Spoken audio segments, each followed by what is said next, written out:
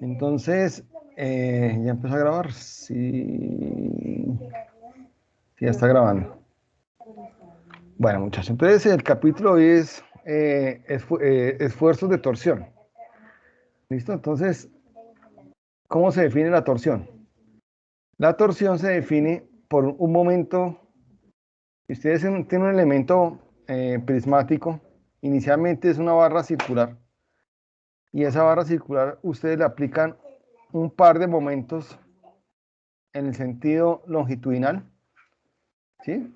Que ese par de momentos lo podemos, digamos que, describir de tres formas. Si ustedes tienen en el extremo de la barra circular que está empotrada en la parte izquierda y en la derecha le dejamos una varilla soldada a la barra circular, se le aplica un par de fuerzas.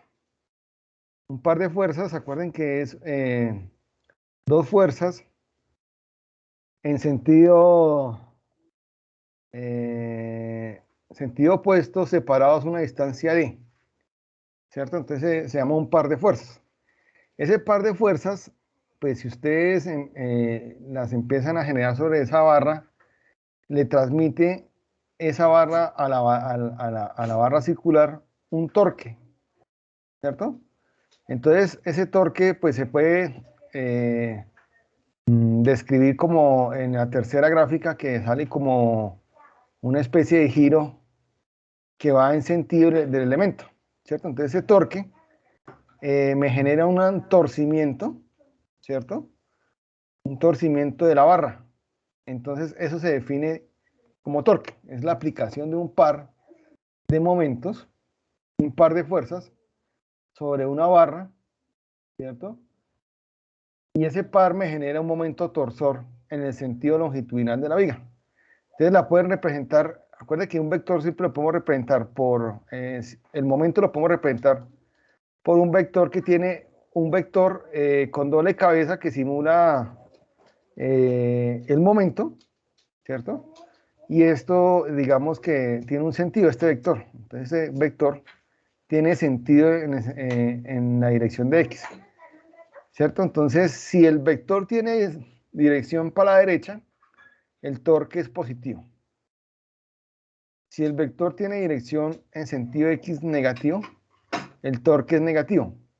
Aquí se habla de torque o momento, ¿cierto? Porque acuérdense que esto es producido por un par de fuerzas.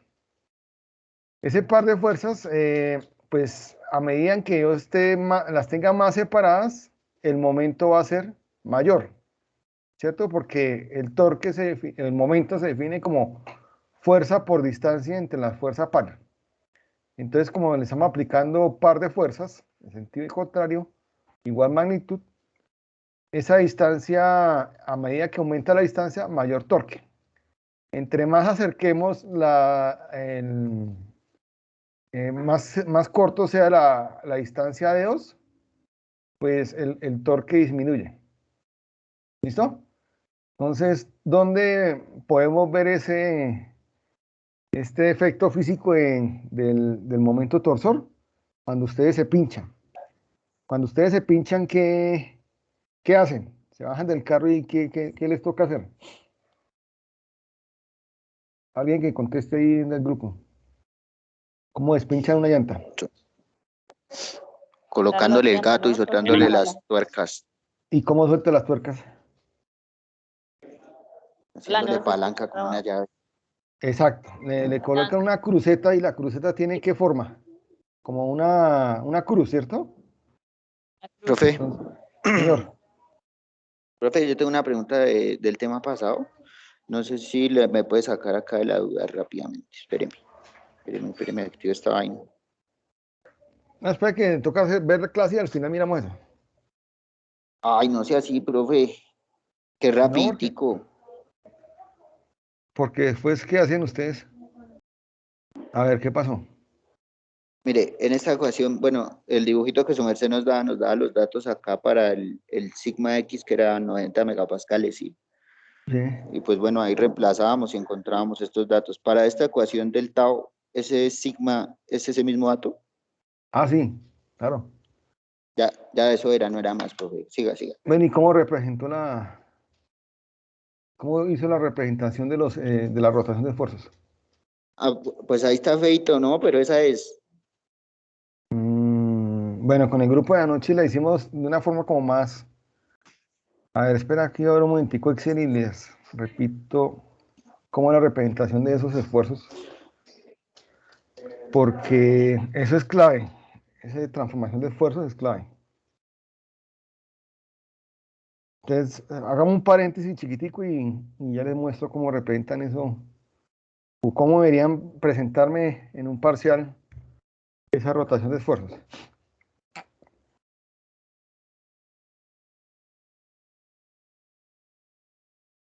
Bueno, entonces digamos que, a ver, ¿por dónde vamos? Vamos por acá, a ver.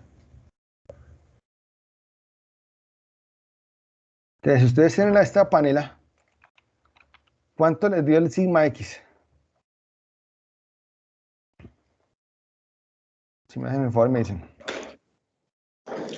El sigma X, su merced no lo dio, 90 megapascales. Ah, eso lo digo. Bueno, aquí les tocaba calcular. Entonces aquí 90 megapascales. Listo. Entonces este es 90 megapascales. Y esta es la condición original. ¿Listo? ¿Cuánto hay que rotarlo? ¿Cuánto hay que rotar? 25 grados. Bueno, entonces pongo aquí blanquito. Ese blanquito pongámoslo atrás.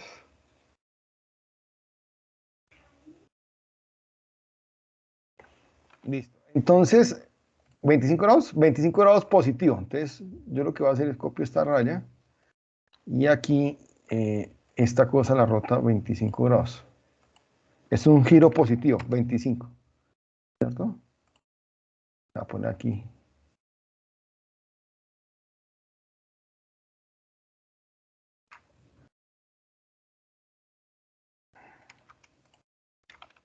Más 25. Entonces aquí, para ponerle positivo, ¿se acuerdan que esto es un giro positivo? Poner más. Porque estamos rotando así. A ver. Esto. Copiar acá. Y le voy a poner aquí como el girito. Entonces, esto es un giro positivo. ¿Listo? 25 grados.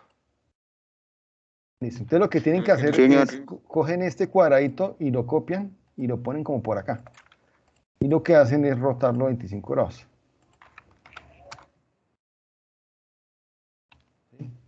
Entonces, este esfuerzo en tensión, cuando teta vale 0, vale 90. Estamos acá en la condición original. Ahora, cuando teta les dio en 25 grados, ¿cuánto les dio el sigma teta? Sí, el sigma teta. 74. Quiere decir que ¿el qué? El esfuerzo normal a este plano se me redujo de 90 a 74. Pero sigue siendo en tensión porque les dio positivo. ¿Listo? Entonces ahí lo graficaron. Entonces si esto hacia acá, hacia la derecha era X', es X.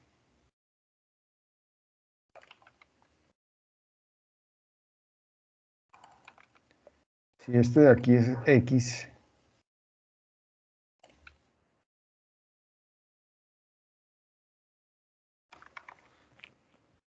¿Cierto? Entonces dijimos que en ejes globales, el que va hacia la derecha siempre se llama X. Y aquí el perpendicular a este se llama Y.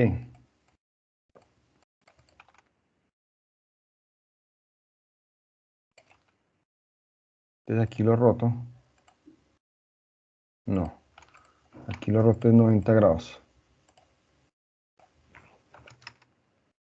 ¿Están viendo lo que estoy haciendo? Sí, profe, sí. Vale, Listo. vale. Bueno, entonces aquí este es el eje inicial XY, ¿sí? En el momento que ustedes rotan algún ángulo diferente de cero, pues ya se me vuelve aquí el ángulo X'. ¿cierto? Entonces aquí este es el eje X'. Este es mi eje X'.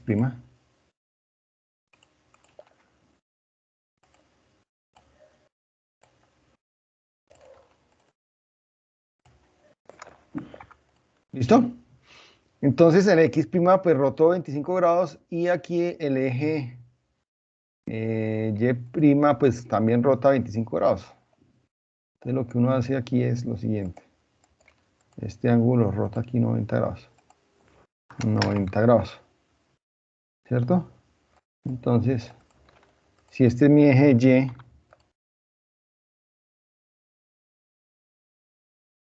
entonces lo copio acá y lo pongo acá. R. Lo pongo aquí así. Y viene acá, entonces aquí le damos un trim y sale. ¿Listo? Entonces este es mi eje Y'. Bueno, entonces ya sabemos que va a haber un esfuerzo en tensión sigma teta de 74 megapascales. ¿Cierto? Entonces, ¿qué significa cuando rotamos un ángulo teta? Pues este sigma normal a esta cara empieza a disminuir, pero empieza a surgir un esfuerzo que se llama ¿qué? El Cortante, esfuerzo cortante. ¿Ese cortante le dio positivo o negativo? negativo, Negativo. Entonces, ¿cómo dibujo un cortante negativo sobre esta cara? hacia abajo, profe. Bueno, pero ¿por qué? Bueno, entonces con la convención que yo le enseñé, esta de aquí, ¿cuál de las dos? ¿Esta cara es positiva o esta cara es Esa es negativa? positiva. Esta es No, la de la positiva. derecha es positiva, señor. Exacto. Para que sea negativo el cortante tiene que ir en dirección negativa de Y, o sea, tiene que ir hacia abajo como dice Pedro. Listo. Entonces, ese cortante lo tienen que dibujar ustedes aquí así. Se lo ponen acá, se lo llevan acá, aquí lo rotan eh, con referencia. Ahí aprenden un poquito conmigo de AutoCAD. Yo no es que sepa mucho, pero ahí medio me defiendo para hacer ingeniería. Entonces, este es mi cortante y lo voy a pintar de azul. ¿Sí? Voy a pintarlo un poquito más largo.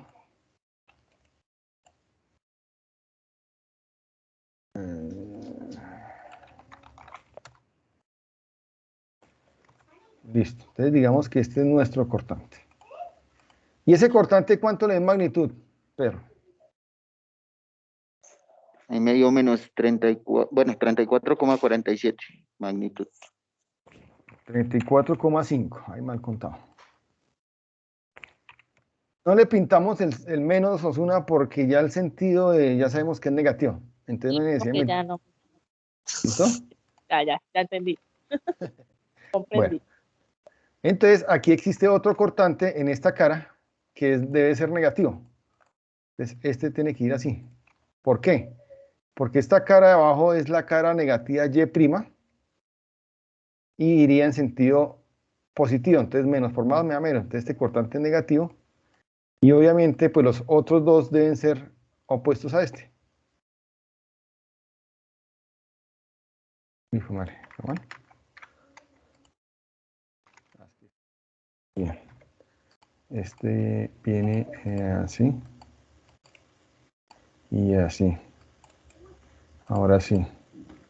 No es que esto no es un cuadrado perfecto. Entonces este viene es así. Este viene, pero para el otro lado. Para que me dé negativo el cortante, tiene que ser así. ¿Por qué? Porque esta es una cara negativa, sentido positivo. Entonces este es un cortante negativo. Y este cortante de acá, pues tiene que ser así.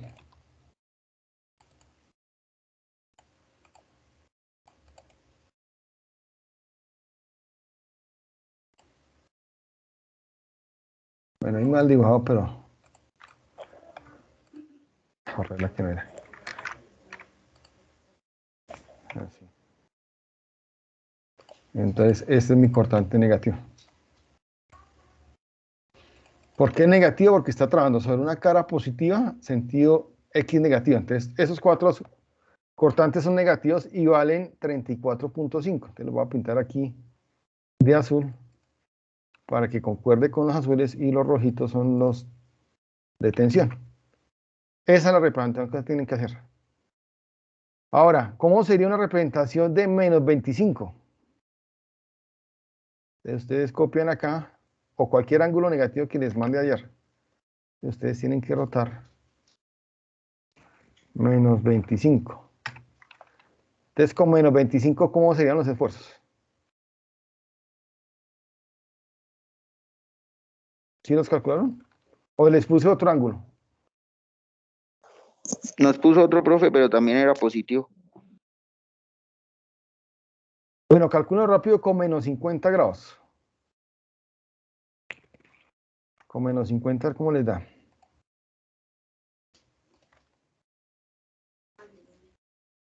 Entonces, con menos 50, viene aquí así.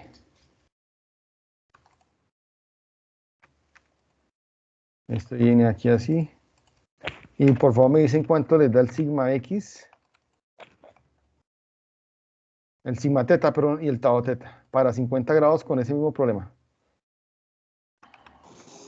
Profe, Señor. a mí el sigma me da, en ese caso, 37,18. ¿Para cuál? ¿Para cuál? ¿Para un ángulo Para de 50 ¿un grados? ángulo de 50 grados? De menos 50. Eso es menos 50, listo. Tin, tin, tin. Espera, hago aquí una cotica para que ustedes no se me enreden. Ese sería el valor de la tensión. Ese sería el valor de... Perfecto. Entonces, este es menos 50. Recuerde que si el giro va entrando al tablero, es negativo. Si el giro va saliendo del tablero, es positivo. Entonces, como este es un giro negativo de X hacia X', entonces aquí lo que pasa es que este X' se me pasó acá.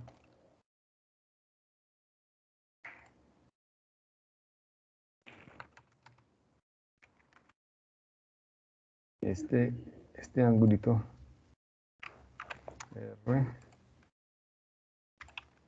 coloco aquí. Y entonces ahora mi X' no es este, sino este de acá.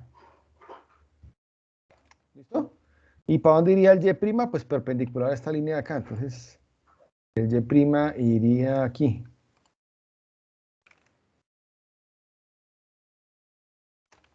Este sería mi Y'. Siempre es perpendicular a X', que los ejes coordenados siempre son perpendiculares. ¿Sí o no, muchachos? Eso nos lo enseñaron en bachillerato y aquí lo seguimos usando en ingeniería civil. Entonces, digamos, estoy aquí así, aquí así. Y este sería mi eje Y'.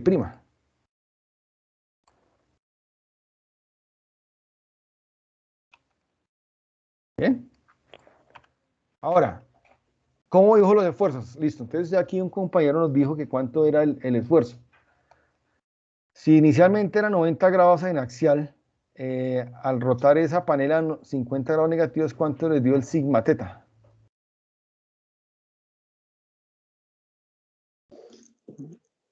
A mí con los mismos 90, bueno, los 90 megapascales me da menos 37,18. No, porque el coseno de menos 50 es positivo y al cuadrado le queda positivo. Entonces sigue siendo tensión. Sí, no, yo la embarré. Entonces, ¿cuánto es? No, pero 37,18. 37,2. Y está en tensión, ¿sí? Porque le dio positivo. Entonces el sigma teta, que es perpendicular a esta cara, sigue siendo positivo. Entonces digamos que acá lo que hacemos es copiarlo acá.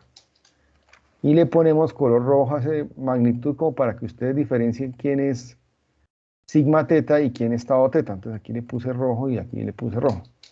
Ahora el cortante, muchachos. ¿Cuánto les dio el cortante rotando los menos 50 grados? Profe, en ese caso sigma teta siempre va a dar positivo. Sí, ya lo oye, ¿sí o no? Sí, sí, señor. Sí, ¿se acuerda que yo les dije que la gráfica de sigma teta estaba por encima del eje X cuando el esfuerzo axial es tensión? Entonces los sigma teta siempre le van a dar positivos. Cuando el esfuerzo es en compresión, o sea, en sentido contrario aquí a esto, está comprimiendo la panela, la rotación de esfuerzo siempre es sigma teta le da negativo porque la gráfica, ¿se acuerda que les da toda negativa? Porque sigma X es negativo, entonces al meterlo en la fórmula de sigma por coseno cuadrado, entonces el sigma entra negativo, entonces por eso les da siempre compresiones. Sí, así es. Bueno, entonces Ok, gracias. aquí el cortante, muchachos, ¿cuánto les da el cortante? Cortante me dio a mí 44,31. ¿Qué signo? Positivo. Positivo, ¿cierto? Porque la fórmula es menos, pero el seno de menos 50 es negativo, entonces menos por menos me da más. Entonces ese cortante es positivo, entonces empezamos. Aquí, ¿cuál es la cara positiva de X?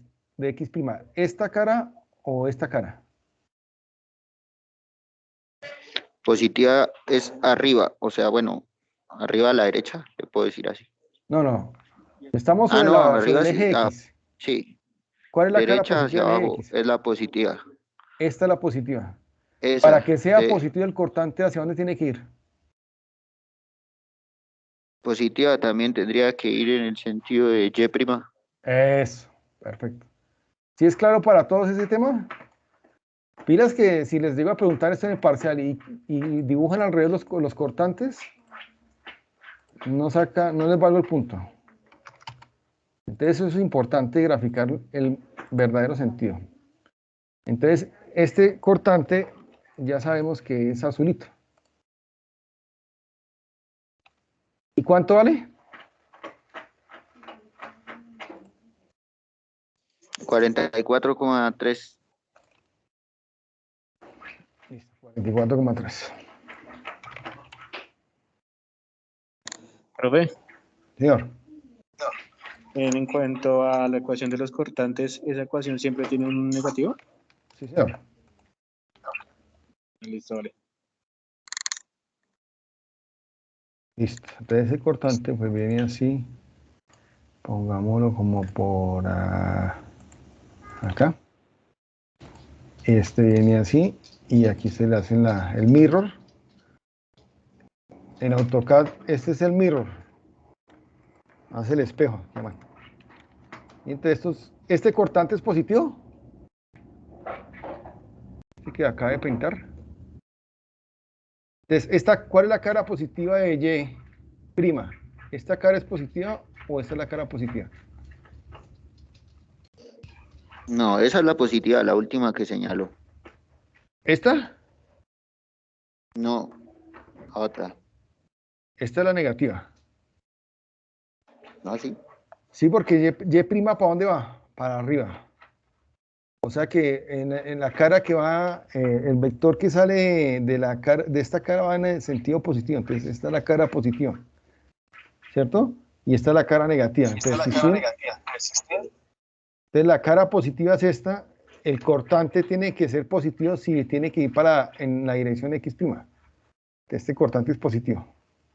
¿Listo? Y estos deben ser positivos Profe, en las dos caras anteriores. Si van así. Pues madre. No sé por qué no. Como que la panela no es un cuadrado total. Pero bueno. Entonces este de acá tiene que ser así. Pero de sentido contrario.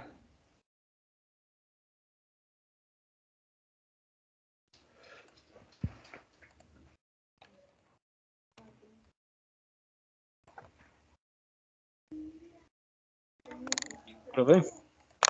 Así. Señor. O sea que digamos en ese caso, con ese ángulo de menos 50 tenemos que la cara positiva es del Y', ¿cierto? Sí. Entonces, digamos, para considerar que esa cara se nos vuelva negativa, es de pronto cuando tengamos un grado de 180 grados negativo. o sea, lo primero que tienen que Porque ya hacer quedaría es, como de cuando cabeza ustedes la rotan, panela, ¿no? sí, o sea, 180 se repite otra vez. Si ustedes aquí rotan 50 grados, como si estuvieran rotando aquí al otro lado, 180 menos 50, 130 grados. ¿Sí? Si ustedes proyectan esto aquí hacia arriba, en el segundo cuadrante, la panela tendría un ángulo de 180 menos 50, 130 grados. O sea que estos esfuerzos son igualitos a los que ustedes calculan cuando teta vale 180 grados positivo. ¿Sí? Pero, profesor, yo me refería que digamos que el ángulo principal, o sea, el único movimiento que hiciéramos fuera es menos 180 grados. Ah, menos 180 grados. Exacto. Sí, estaríamos por acá, Sí, señor. por acá. Pero digamos que en las panelas, uno solamente como entre 0 y 90 es que se repite, entre 0 y 90 se repite con los cortantes positivos si estamos en tensión, cortantes negativos, o entre 0 y menos 90 con cortantes positivos. Entonces lo que uno hace es rotar entre el primer cuadrante y el tercer cuadrante. Y ya. Entonces así es la distribución de cortantes. Entonces cuando ustedes rotan el eje X negativo, entonces este de aquí se volvió X'. Y el Y siempre es perpendicular a X'. ¿Cierto? Porque él tuvo que haber rotado también aquí un ángulo de 50 grados. Entonces, si es con respecto a la vertical, ustedes rotan aquí también menos 50 grados en la coordenada Y. Mira, aquí están. Recuerde que el ángulo siempre rota, el eje coordenado siempre rota el mismo ángulo teta. Si X' rotó 50, Y' también rotó 50 grados negativos. Entonces, el Y' queda así. Y este Y' y este X' me define cuáles son las caras positivas de la panela.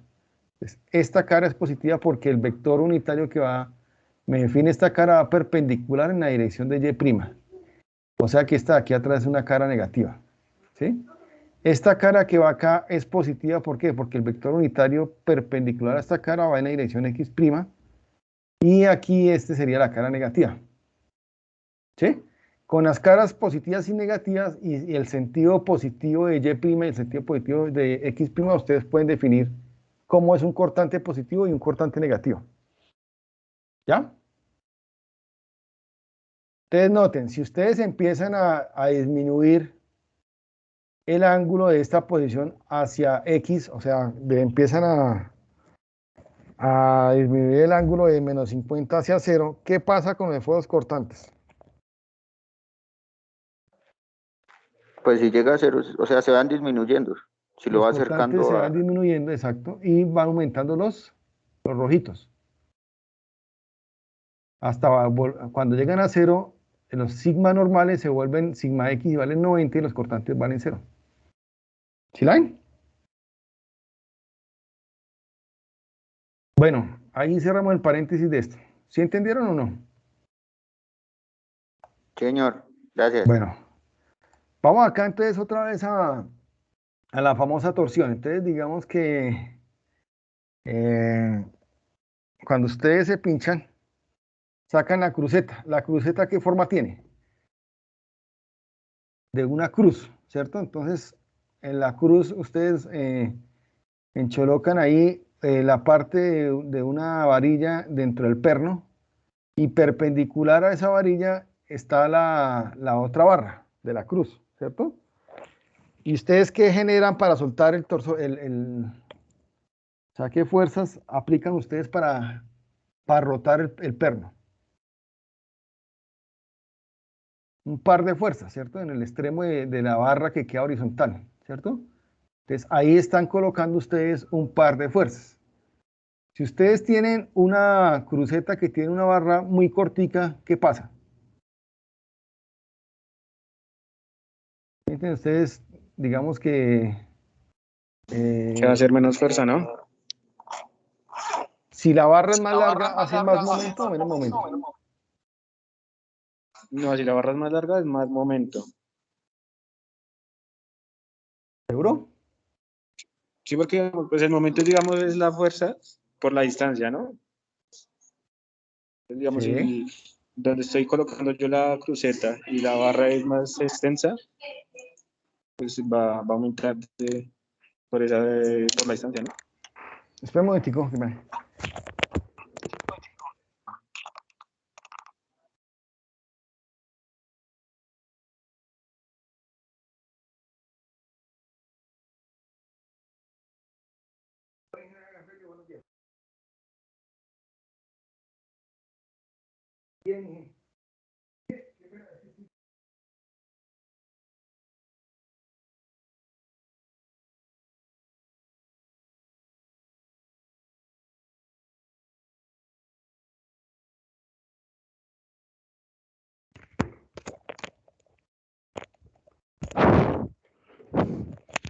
Bueno, la vaina es, sí, que estamos, que si la cruceta es más grande el brazo, pues requiere menos fuerza para aplicar el mismo momento. Digamos que ustedes para apretar un perno, eso necesitan un momento fijo de 50. Entonces, lo que tiene que variar es la fuerza o el brazo. Entonces, si aumenta el brazo y el momento con el que tienen que sacar el perno de la llanta es constante, ¿qué pasa con P? Es la pregunta. Se las dice al revés. ¿Sí? ¿Sí me entienden? Entonces, ustedes saben que para soltar un perno necesitan un torque de 10 kilómetros por metro, ¿cierto? Pero si ustedes tienen una cruceta que tiene una distancia de 50 centímetros, ¿qué fuerza requieren? Pues requiere una fuerza, este D2 pasa a dividir al torque y les da una fuerza P2, ¿cierto? Pero si ustedes ponen una cruceta de 1 metro, mayor diámetro, mayor brazo, la fuerza que le aplican a la cruceta debe ser mayor o menor para el mismo torque. Menor. Menor. ¿Sí? Porque, digamos, si yo pongo aquí, despejo la fuerza en función del momento o del torque, entonces yo aquí digo P2 va a ser igual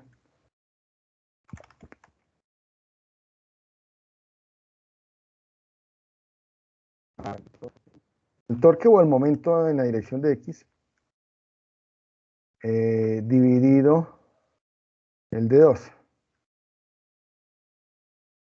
Entonces, si ustedes tienen mayor diámetro, pues van a hacer menos fuerza, ¿cierto? Y si sabiendo que el torque necesario para soltar el perno es constante, entonces si ustedes usan una cruceta de mayor brazo, pues van a necesitar menos fuerza. ¿Sí? Entonces, por eso cuando ustedes ven que se pincha una tractomula, los señores del montañantas usan una cruceta con un brazo larguísimo, ¿sí? Ellos inclusive, porque si usan una cruceta de un carro normal, pues necesitaría hacer mucha fuerza para soltar el perno de una tractomula. Entonces, si se dan cuenta, las crucetas que usan en montañantas para soltar un perno de una tractomula es mucho más largo que el de un carrito chiquito. ¿Sí? Entonces, ese es el concepto de torque. El torque me lo produce un par de fuerzas. Entonces, eso viene del concepto de la estática, que un par de fuerzas son dos fuerzas de igual magnitud, pero sentido contrario, para que lo puedo reemplazar por un momento. ¿Sí? A medida que yo acerque el par de fuerzas al eje neutro, pues el momento va a tender a ser cero, porque el brazo que me va a tender a ser cero, ¿cierto? Entonces, si yo quiero aumentar el momento, lo que tengo que es ampliar el brazo, ¿sí? Eso es definición de momento. Entonces, el momento es una cantidad vectorial, ¿cierto? Porque el momento me lo produce un par de fuerzas. Las fuerzas son vectoriales, por lo tanto, los vectores, momentos son, perdón, los momentos son vectores. ¿Y esos vectores qué dirección tienen? ¿Quién recuerda de la estática? El vector momento, ¿qué dirección tiene? Negativa y positiva. Sí, pero digamos, por definición de momento, acuérdense que momento, de lo que ustedes veían en estática el año pasado, momento se me define como, o torque, pasa que los mecánicos lo conocen como torque y nosotros los civiles lo conceptualizamos como momento. Entonces, momento es igual al producto vectorial de R cruz vector fuerza. Entonces, es el producto vectorial entre el vector posición y el vector fuerza, ¿cierto? Por eso es que el momento es una unidad vectorial, ¿cierto? ¿Por qué? Porque es el producto entre dos vectores, entre el vector fuerza y el vector posición. Esa es la definición de producto de momento. Por lo tanto, el vector momento es un vector que es perpendicular al plano donde está el vector posición y el vector fuerza. ¿Listo? Entonces, ese vector momento siempre va a ser perpendicular al plano donde están las fuerzas y el vector posición.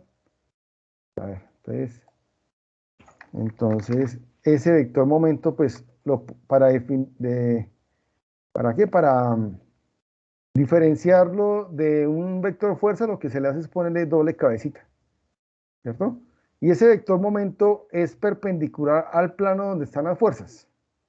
Entonces, digamos, si las fuerzas están en el plano, en este caso en el plano, pintemos esto acá para que se entienda. Digamos que el eje X viene en esta dirección, ¿cierto? El eje Y está en la dirección vertical y el eje Z está en la dirección perpendicular. Entonces, el par de fuerzas, ¿en qué plano están? Aquí ya les pongo los ejes. Entonces, este es mi eje X, este es mi eje y este de abajo es mi eje Z.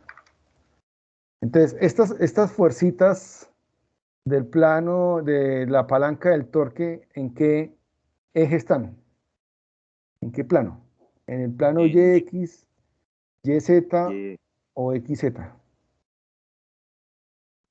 Sería perdón, YZ. YZ. ¿Sí? ¿Sí es claro? Estas fuerzas, este par de fuerzas están en el plano YZ. O sea que el momento tiene que ir en qué dirección. Este par de fuerzas está en el plano YZ, entonces recuerden que En X.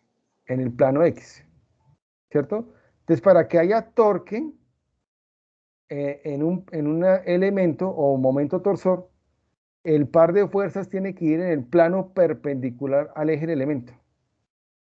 O si no pasa esa condición, no sería momento torsor. ¿Listo? Entonces, este par de fuerzas en el nudo 2 están separadas a una distancia de 2, pero las fuerzas están en el plano XZ, por lo tanto me genera un momento torsor en el eje X. Estas fuercitas que están atrás también están en el plano P1 y P1 están en el plano XZ, ¿cierto? Y están separadas una distancia perpendicular de 1. Esa distancia de 1, por esa distancia multiplicada por la fuerza me da un momento. ¿Y ese momento en qué dirección iría? El producido por estas fuerzas. En X también. También. Pero entonces aquí viene qué momento es positivo y qué momento es negativo. Entonces, si el momento rota o genera una rotación en el sentido X positivo, ese momento torsor es positivo. O si el momento es genera una rotación entrando en sentido negativo, de X negativo, ese momento torsor es negativo. Entonces, si ustedes miran este par de fuerzas que están en el plano YZ, esta fuerza P1 y P1, ¿qué rotación me genera? ¿Rotación a favor A la o en izquierda. contra? Entonces, esa rotación me genera, este par de fuerzas me genera esta rotación, ¿cierto? Y esa rotación tiene sentido X positivo. Por eso es que el vector T1 producido por este par de fuerzas va en la dirección de X. Y es un vector torsor. que tiene doble cabeza para simular, o sea, para distinguirlo de un vector de fuerza. Entonces el vector momento es un vector que tiene doble cabeza y va en sentido x positivo. Entonces por eso es que el vector va en la dirección de x positivo. Y me lo produce en este par de fuerzas. Ahora, si ustedes miran cómo rota este par de fuerzas P2, pues aquí lo que están haciendo es apretando el tornillo, ¿cierto? Están cerrando la llave, porque la rotación va en este sentido. Esa rotación en ese sentido me genera un vector en dirección x negativa. Entonces, este vector de acá me genera una rotación negativa, por lo tanto, ese momento torsor es negativo, el producido por estas dos fuerzas. ¿Listo?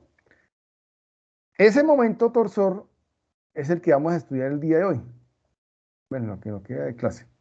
Entonces, vamos a ver qué pasa cuando ustedes le aplican ese vector de torsión a una barra circular. ¿Sí? Entonces, digamos que vamos a analizar qué tipo de esfuerzos se nos van a producir en la superficie de la barra y los vamos a analizar. ¿Listo? Entonces, digamos que el siguiente capítulo es la torsión de barras circulares. Entonces, es esto. Entonces, tenemos esta barra circular y le vamos a aplicar un momento en su extremo, un momento torsionante. Entonces, el momento torsionante es el producido por un par de fuerzas en el plano perpendicular al eje del elemento. ¿Listo? Si no hacemos ese par de fuerzas en ese plano, pues ya no sería torsión, sino ya sería flexión. ¿Listo? Entonces hay que tener en cuenta eso. El momento torsor es el producido por un par de fuerzas en el plano perpendicular al eje del elemento. ¿Listo? Y si no se acuerdan, acuérdense cómo despinchan una llanta. Con la cruceta esa. ¿Listo? ¿Qué dicen por ahí? Profe, tengo una duda. Lo que pasa es que, bueno, entendí lo del momento referente a las fuerzas que tienen que ser perpendicular, pero digamos en la barra donde se ve la flecha con dos punticas, hay otra flecha que va como hacia adentro. Eso también ahí. Eso. Según como yo lo entendí, esa flecha vendría siendo el momento, o sea, el torque, pero entonces la flecha que va hacia adentro, o así se dibuja. Es que mira, el torque 1 es este vector producido por este par de fuerzas. Entonces, imagínate cómo está rotando la barra si le aplico este par de fuerzas. Esto empieza a rotar. La rotación sería, ahora, ¿cómo dicen ustedes? El sentido contrario a las manecillas del reloj. ¿Sí?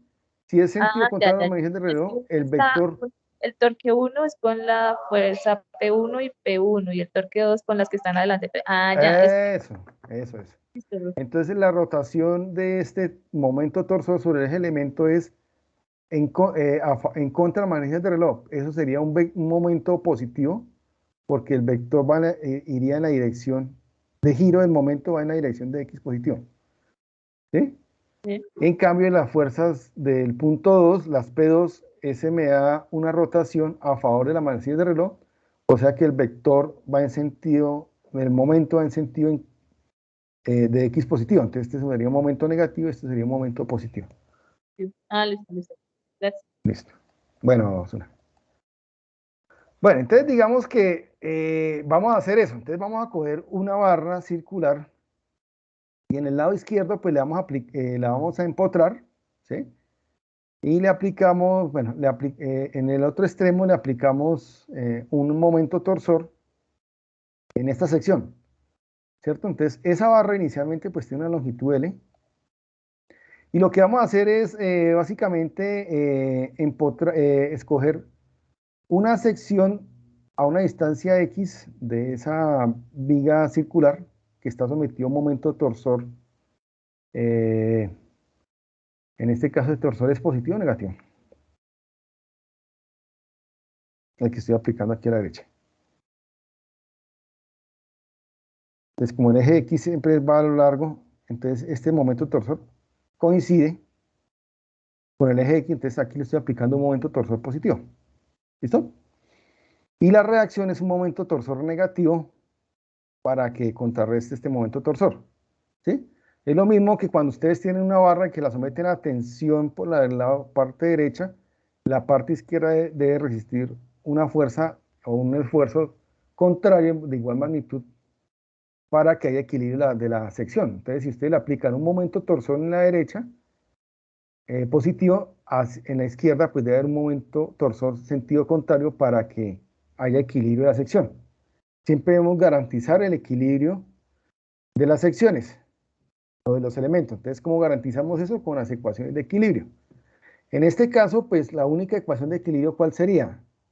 Como estamos trabajando momentos, ¿en qué dirección? Los torques en qué, sí, los torsores en qué dirección? En X. En X. Entonces, la única ecuación de equilibrio que vamos a trabajar en este capítulo de torsión es la sumatoria de momentos en X. Debe ser 0. ¿Sí? Entonces, si ustedes aplican un momento torsor acá, a la derecha, a la izquierda del momento torsor de igual magnitud, sentido contrario, de tal forma que si yo sumo los dos, la sección está en equilibrio ante sumatoria de momentos en X. ¿Listo? Entonces, es eso. Entonces, digamos que ese tramo, esa viga, lo que hacemos es coger un pedacito diferencial donde la primera sección está a una distancia X y la segunda sección está muy pegadita a una distancia de X. ¿Listo? Y aquí lo que vamos a hacer es cortar ese pedacito y analizarlo aquí por fuera. Entonces nos trajimos ese pedacito de ancho de X y lo trajimos acá. Y resulta, bueno, resulta que inicialmente, antes de aplicar el momento torsor, pues la varilla estaba bien, o sea, no había sufrido ninguna torsión. Entonces, antes de no aplicarle torsor, cualquier línea sobre la superficie del tubo era horizontal. Entonces, inicialmente teníamos un segmento horizontal, una fibra horizontal entre A y B, ¿cierto? Y abajo, si escogíamos otra fibra, pues estaba la fibra DC. ¿Bien? Cuando le aplicamos el torsor, resultó que la sección de la derecha rotó, ¿cierto? Porque ya sabemos que un momento me da una rotación. Entonces, al rotar, pues digamos que la sección circular se mantiene plana y solamente rota la superficie. Sí, esa es como la hipótesis de la torsión, que la sección transversal se mantiene plana, o sea, no se me deforma para ningún lado. Lo único que pasa es que ella rota con respecto a la sección anterior. ¿Sí? Entonces, ¿qué indica eso? Que el punto B rotó al punto B', ¿cierto? Y entonces ya no es una línea horizontal, sino ya es una línea oblicua después de aplicar el momento. Entonces, la condición final después de la viga, al aplicar el torque o el momento torsor, quedó en la posición de la fibra AB'. ¿Listo? Y aquí el punto C, que formaba una línea recta DC, al aplicar el momento torsor, rotó C de C a C'.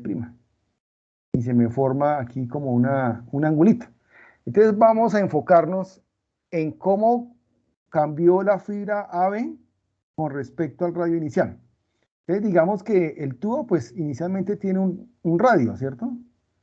Aquí el radio de esa varilla maciza es un radio R, ¿cierto? Entonces el radio R pues sería del centro al punto B, es la misma distancia, y al aplicarle el momento torsor, B pasó a B' y se me generó que ahora se me generó aquí una especie de ángulo de rotación entre el segmento inicial que era BO, siendo O el centro del círculo de la varilla, y el segmento de radio B'O, este puntico se llama B', ¿cierto?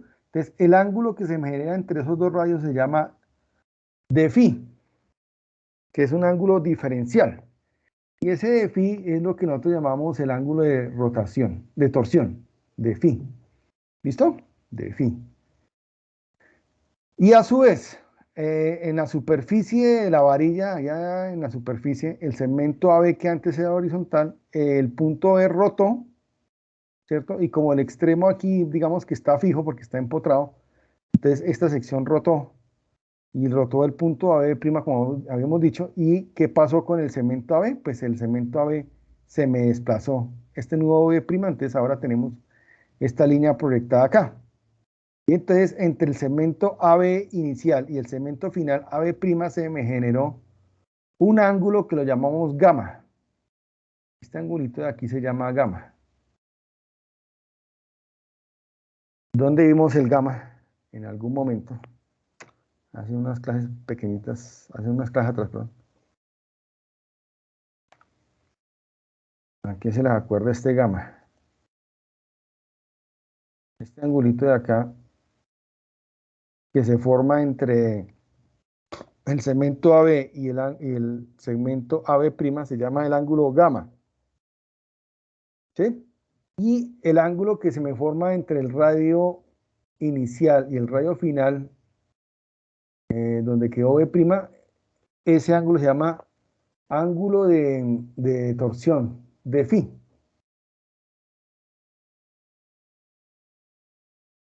El ángulo de rotación de phi. ¿Listo? Entonces, ¿cuánto valdría este gamma? Es lo que dice aquí Timochenko. Entonces ese gamma pues viene siendo, tienen ustedes un triangulito. Ustedes miran esto, es como si tuvieran un triángulo así. Inicialmente el segmento AB era horizontal, ¿sí? Pero entonces el punto B pasó al punto B' y se me está formando como una especie de triangulito aquí. Esta distancia, ¿cuánto vale? El segmento AB, ¿cierto? De aquí a aquí es AB, ¿cierto? El segmento inicial del punto A al punto B es el segmento AB. Entonces aquí Timochenko lo llamó, este es el segmento. Profe, en ese caso, esa sección circular está sufriendo una deformación. Sí, pero es una deformación de rotación. O sea, y esa deformación de rotación se ve en estos dos ángulos, en el ángulo de phi y en el ángulo gamma. ¿Cierto? Entonces, ahorita en ese momento estamos calculando cuánto vale gamma. Entonces, digamos que estamos analizando este triangulito que se me forma aquí, AB, BB'. Aquí como aproximando esta cuerda a una recta. ¿Sí? Ahí hacemos esa suposición. Entonces, aquí está el segmento AB. ¿Y este segmento cuál sería? Donde estaba inicialmente B a B', entonces sería B, B'.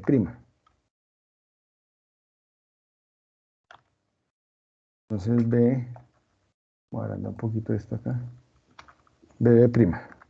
¿Listo? Este de acá también agrandémoslo. ¿Ven? El segmento inicial, la longitud está entre A y B, pues es el segmento AB, y la longitud entre B y B' se llama el segmento B'. Entonces gamma, como estos son deformaciones muy pequeñas, de X es un elemento diferencial pequeñísimo y de phi también es un ángulo pequeño, por lo tanto esta cuerda también es muy pequeña, entonces el ángulo gamma, que es este de aquí, pues va a ser igual a la tangente. Y la tangente aproximadamente es el cateto opuesto sobre el cateto adyacente. Entonces el cateto opuesto viene siendo aquí la cuerda que es BB' sobre AB, me da el ángulo o la tangente. Pero cuando los ángulos son muy pequeños, que tienden a ser cero, pero no son cero, el ángulo se vuelve igual que la tangente. O sea que gamma viene siendo la relación que hay entre el cateto opuesto y el cateto adyacente. ¿Sí? Entonces es lo que está hablando aquí el Timochenko, ¿cierto? Pero además de eso, ya sabemos que cuando ustedes tienen un segmento, una circunferencia, y tienen el ángulo de rotación entre dos radios, la cuerda que es igual, o sea, B'B a que es igual. ¿Quién recuerda eso?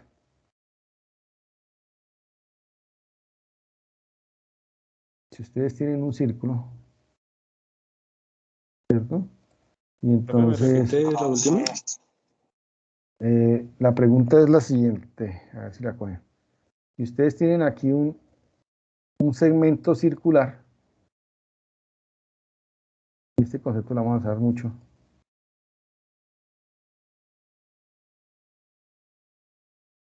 Hagan de cuenta que esto es el radio, tengo un segmento, una cuerda, ¿cierto? La cuerda es la distancia de la circunferencia que hay entre dos radios, ¿cierto? Entonces, ¿cuánto valdría esta cuerda que va desde este radio hasta este radio? Esta es la cuerda S.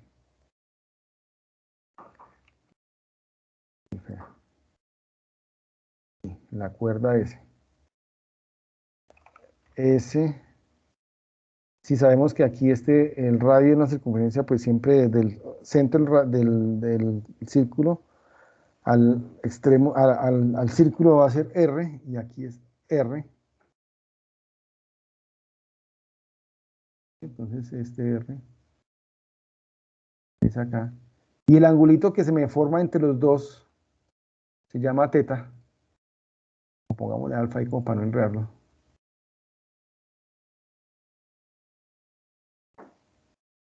¿Sí? Este de aquí se llama teta, bueno, alfa, pongámosle aquí. Entonces, escribamos acá. Madre, es que este me demora un poquito. Alfa. Entonces le ponemos aquí símbolo.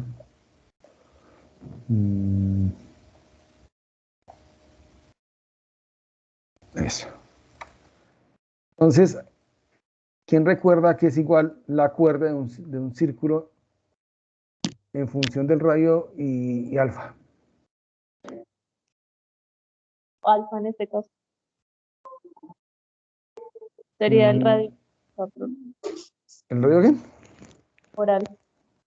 Perfecto. ¿Sí o no?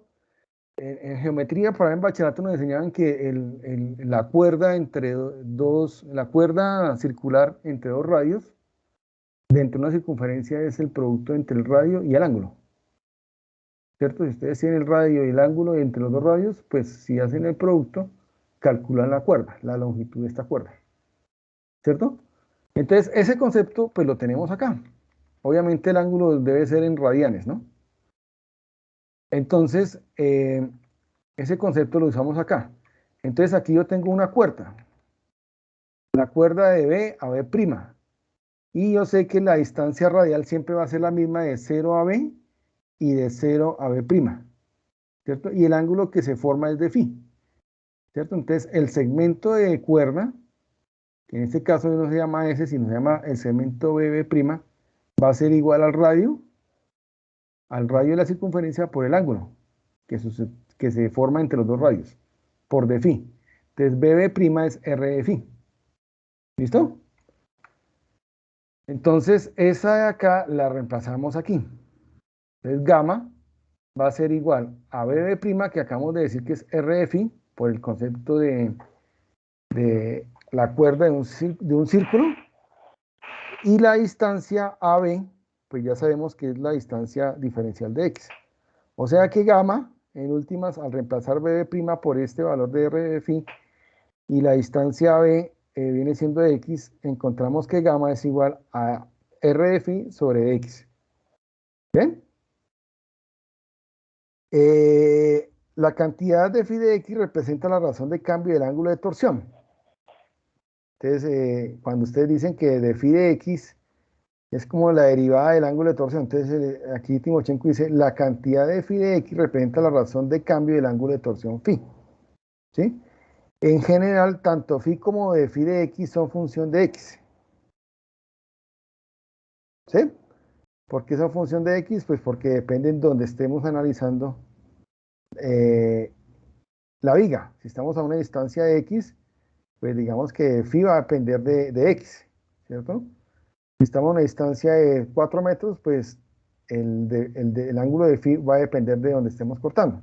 Entonces, si se dan cuenta, el ángulo de torsión depende de donde estemos analizando la viga, depende de X, ¿cierto? Entonces, ese de phi de X es un ángulo, es un cambio de ángulo de torsión de phi con respecto a X. Entonces, aquí Timochenko la define de phi de X.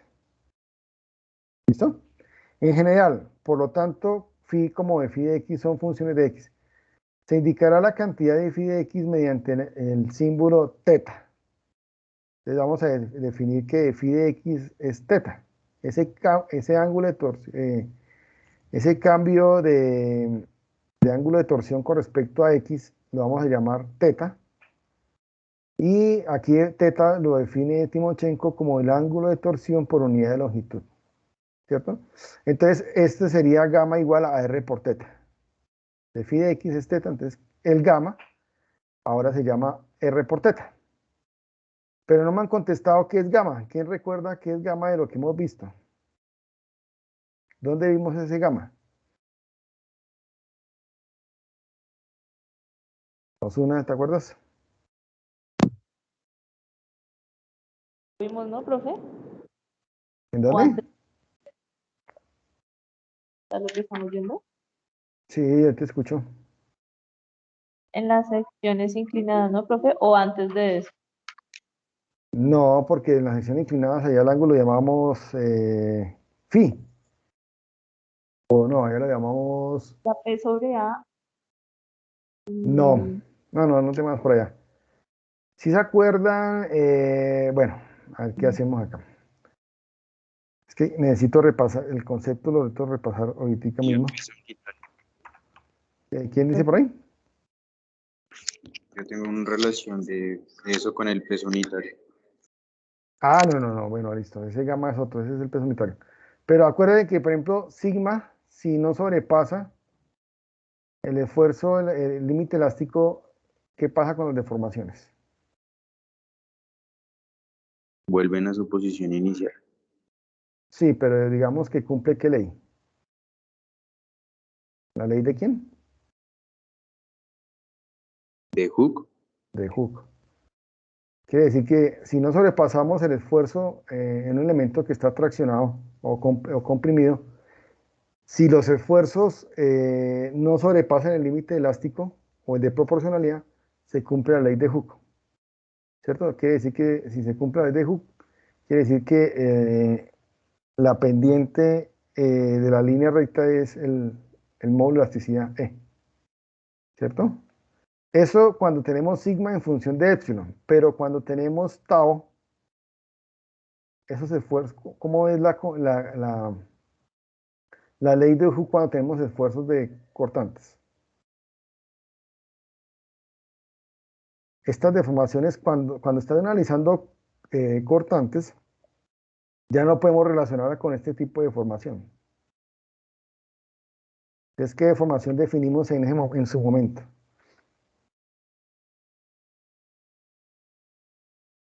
Una cosa que se llama gamma, ¿cierto? Y para que se cumpla que los esfuerzos, cuando los esfuerzos cortantes no sobrepasan el límite de elasticidad del material, se cumple la ley de Hooke para esfuerzos cortantes, pero en lugar de colocar E, allá se coloca la letra G. ¿Sí se acuerdan?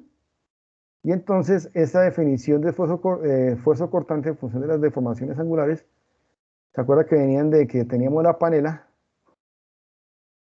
y la sometíamos a un par de esfuerzos cortantes de esta forma?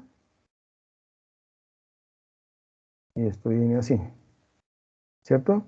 Entonces, si sometemos la panela a esta condición de esfuerzos de cortantes, que vamos a llamar ahorita más adelante, condición de cortante puro, porque no hay esfuerzos sigmas, entonces, ¿cómo se deforma la panela? Porque para este caso, ¿cómo era? Entonces, para este caso, la panela era esta, pero los esfuerzos sigma son perpendiculares ¿a quién? A la sección transversal. O sea que estos... vendría a ser así. Si yo tengo aquí este esfuerzo sigma X, el que estamos analizando ahorita, ¿cierto? Pues estos sigmas Lo que pasaba X era que como que se comprimía el cuerpo. se nos alargaba esta dicha, ¿cierto? Si le hacemos sigma X, esta bichita panela se me alargaba así.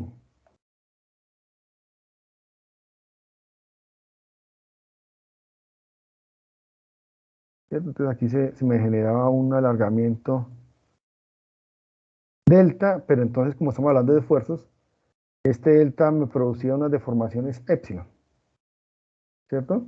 Entonces, si ustedes grafican sigma versus epsilon, pues obtienen una gráfica del esfuerzo de formación del material que tiene un comportamiento lineal.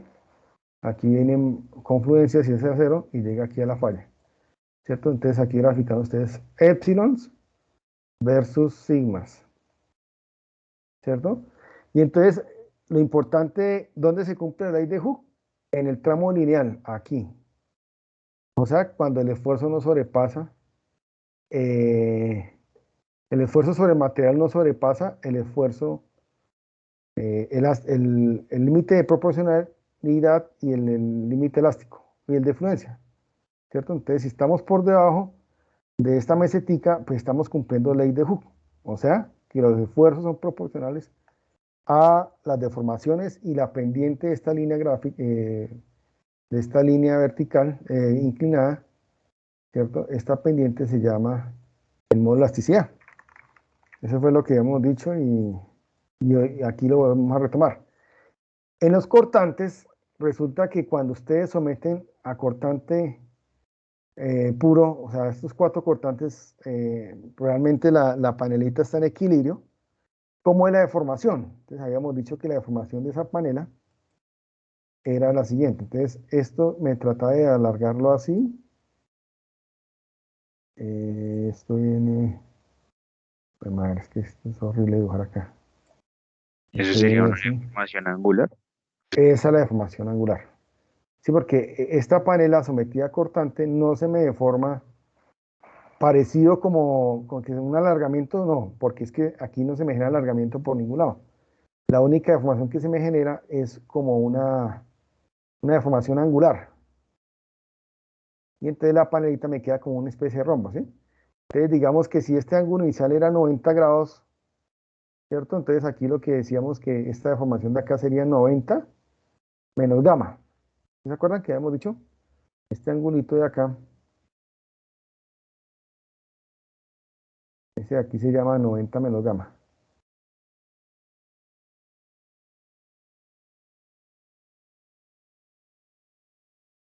Este ángulo aquí, el ángulo sería 90 menos gamma y este aquí sería 90 menos gamma.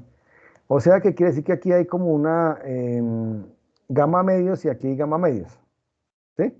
Pero en últimas, ese gamma medios más este gamma medios es el gamma y esa es la deformación angular que me la producen los esfuerzos cortantes.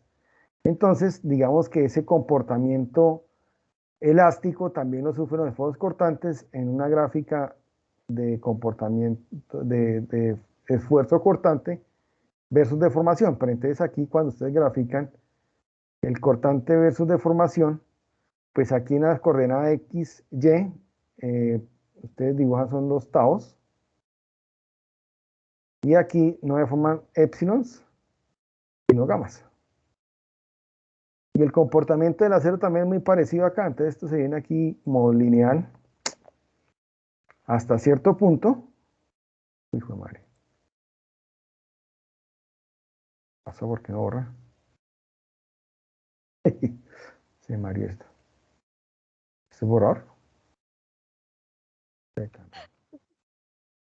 Bueno, aquí se forma una línea recta, fluencia si es a cero, y viene aquí así.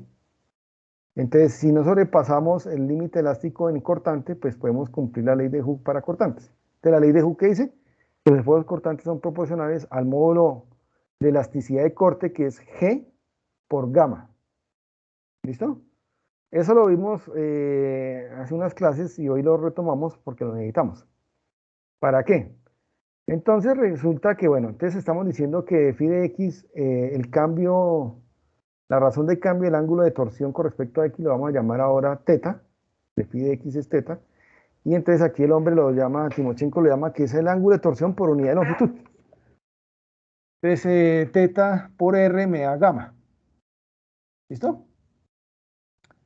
En el caso especial de una torsión pura, o sea, una torsión pura es que solamente la aplicamos en un tramo de varilla, le aplicamos un solo torsor, entonces torsión pura.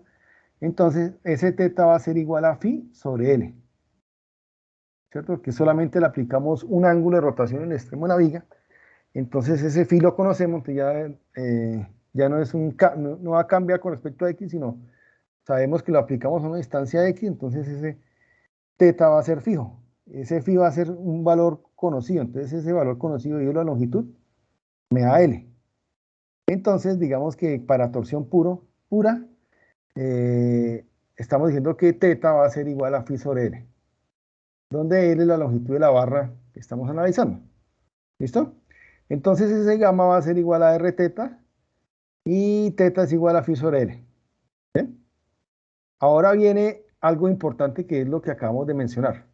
Entonces, si se dan cuenta, estos gamas o deformaciones angulares siempre las relacionamos con un esfuerzo cortante.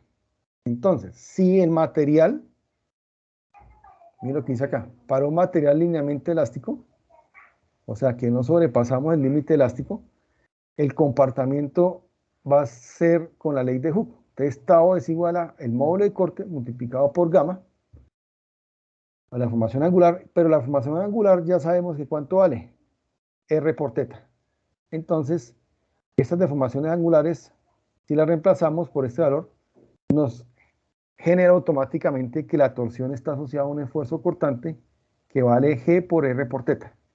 Estoy reemplazando esta gamma aquí en la condición de tau igual a G por gamma, entonces quedaría G por gamma que vale R teta. Entonces se me van a generar unos esfuerzos cortantes en la superficie del tubo que van a depender ¿de quién? Pues de la constante G, que es la constante elástica de corte, G, que esa depende de cada material, va a depender de R. ¿R quién es? El radio del círculo, ¿cierto? El radio de la varilla que estamos analizando. Y va a depender de quién? De teta. Pero teta, ¿quién es? En torsión pura es el ángulo de fricción, el ángulo de torsión dividido la longitud, ¿cierto? Entonces ese ángulo de torsión lo podemos medir en el laboratorio. Entonces si ustedes le aplican un torque, pueden medir cuánto vale phi. Si conocen phi, conocen el radio de la varilla, pues y la longitud de la varilla, pues pueden determinar cuánto vale teta. Que teta es el ángulo de torsión por unidad de longitud. ¿Sí? Este teta de acá. Si conocen teta, conocen el radio de la varilla y conocen el módulo de elasticidad de corte del material, pueden hallar el esfuerzo cortante. ¿Cierto? Entonces, una cosita. Entonces, aquí si ustedes analizan, el esfuerzo cortante va a ser igual al módulo de G por R por teta, ¿cierto? Entonces, digamos que teta es una constante que depende de phi y depende de L, ¿cierto? Aquí el que puede variar es R, porque, digamos, si R lo pongo a variar entre 0 y R, mejor dicho, este R es una variable. Entonces ese R lo podemos hacer variar entre 0 y el radio superior de la viga. Entonces, digamos que estos esfuerzos cortantes van a ser proporcionales a R. Si R vale 0, pues el esfuerzo cortante vale 0. Entonces, digamos que aquí hay una distribución lineal, ¿sí se dan cuenta? Entre más me alejo del centro, los esfuerzos cortantes van aumentando y son máximos cuando el radio cuando estamos en el extremo del círculo, cuando R vale R. ¿Sí? Entonces esa distribución es lineal, aumentando los esfuerzos cortantes a medida que me voy alejando del centro y son máximos en la superficie del tubo. ¿Y eso de dónde viene? De esta gráfica, ¿cierto? Porque G es una constante, teta es una constante y el que varía puede ser R. Entonces es una variación lineal. Tau varía con respecto a R linealmente. Si R vale 0, el cortante vale 0. Si estamos analizando en la superficie de la varilla, R vale igual a R, entonces digamos que estamos acá, el cortante es máximo. ¿Listo? Bueno, entonces eso en cuanto a esta ecuación. Entonces, la torsión, acuérdense muchachos, para toda la vida, la torsión está amarrado a un esfuerzo cortante en la superficie de la varilla o de la viga que estemos analizando. Porque en este momento estamos analizando torsión en elementos circulares, pero la torsión existe en todos los elementos estructurales. ya sea si la sección es cuadrada, triangular, si la sección es rectangular, si la sección es tubular, siempre va a existir un esfuerzo cortante. Y ese esfuerzo cortante en este caso pues va a depender de teta, y teta es la relación entre phi y L si estamos hablando de torsión pura. Y G es el módulo de elasticidad del corte del material. ¿Listo? Bueno, entonces aquí, pues digamos que aquí, ¿qué está haciendo Timochenko? Se encuentra un estado de cortante. Como gamma es igual a rho por teta. Ah, bueno, entonces digamos que aquí está haciendo Timochenko lo que acabamos de hablar. Él lo que quiere es poner a variar el radio interior. Entonces, esa variación él la llama rho, ¿cierto? Entonces, aquí en este gráfico, él lo que dice es que él va a escoger un anillo diferencial donde la distancia al anillo diferencial se llama rho, ¿cierto? O sea que rho va a variar entre 0 y r. Entonces, es lo que él tiene acá. Entonces, él determina que ya no va a poner r como una constante, sino va a poner a variar el radio. Entonces, el radio lo pone a variar con una variable que llama rho. Entonces, ¿se acuerdan que gamma es igual a r por teta? Entonces, ya no, él no pone r porque nosotros sabemos que r va a variar. Entonces, le pone una letra ahora que se llama rho. El radio, el rho va a variar entre 0 y r.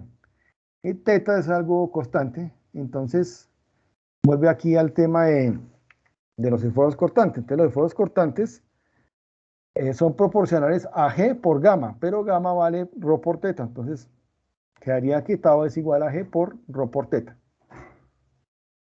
Sí, entonces, lo que está haciendo es haciendo variar el radio del círculo entre 0 y r. Entonces, para eso se inventa una variable que se llama rho. ¿Listo? Ese rho, bueno, aquí, ¿qué más hizo? Ese rho. Bueno, entonces,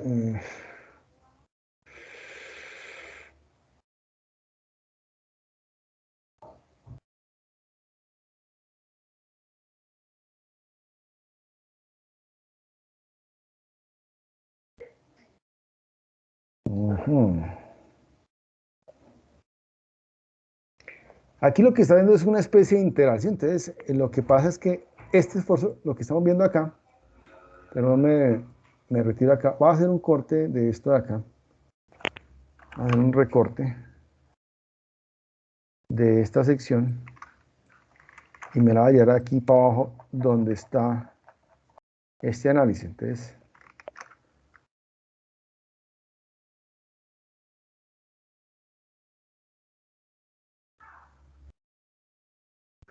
Entonces, es lo que decimos. Antes habíamos dicho que los cortantes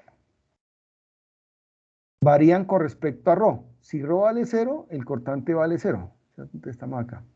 Pero si rho vale r, el cortante vale tau. Vale el máximo, que sería G por r por teta, ¿cierto? Si rho empieza a disminuir, pues el radio va disminuyendo, entonces la función va decreciendo linealmente hasta llegar a 0. Entonces los esfuerzos cortantes aumentan proporcionalmente a medida que me alejo del centro del círculo. ¿Listo? Ahora, ¿qué hace Timochenko? El hombre dice, bueno, yo quiero relacionar mi momento torsor con esos esfuerzos cortantes.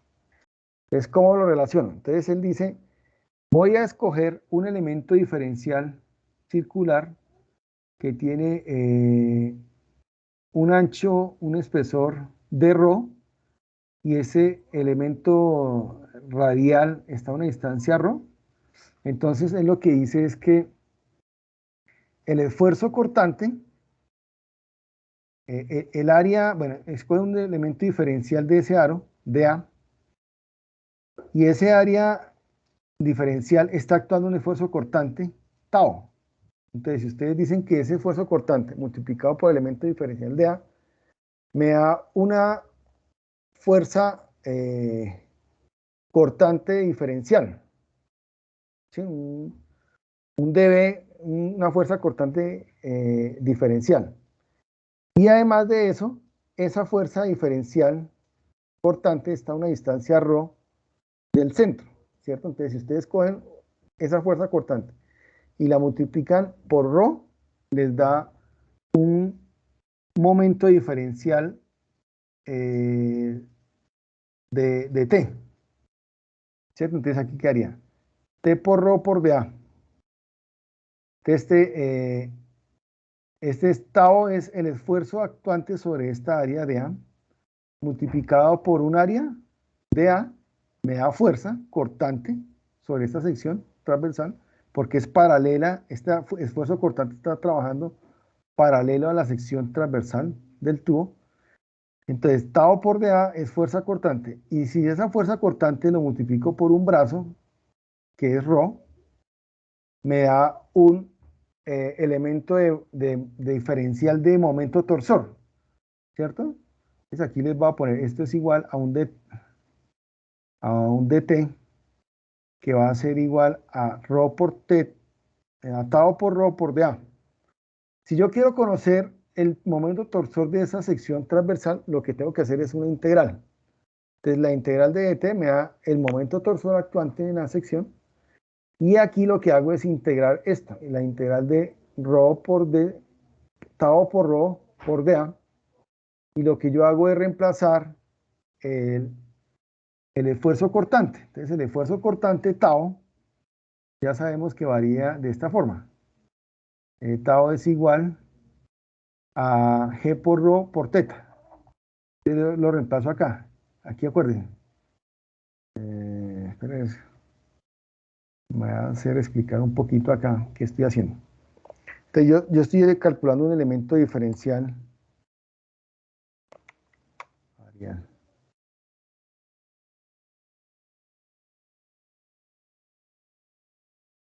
De t va a ser igual a ¿quién? A tau. Voy a poner aquí una letra.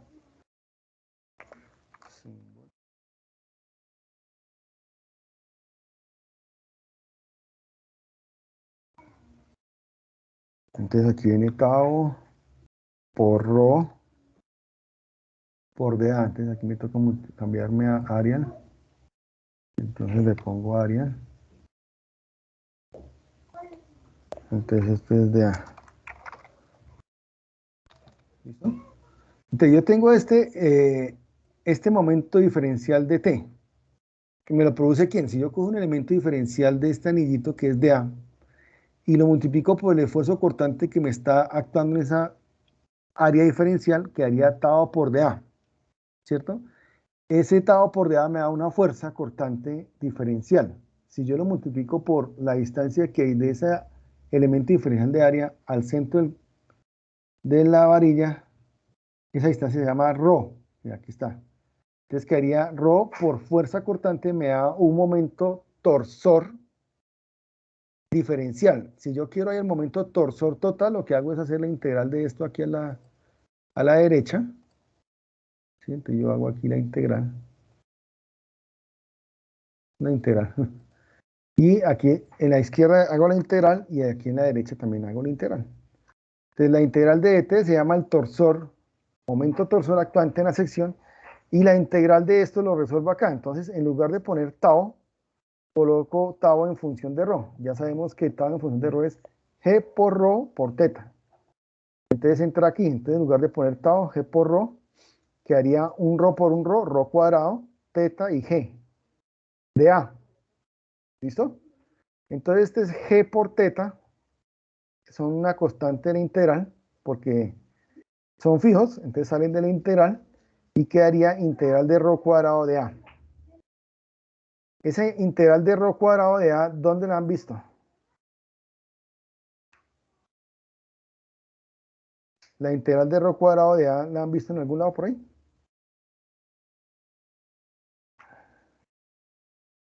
De lo que vieron en estática el semestre pasado.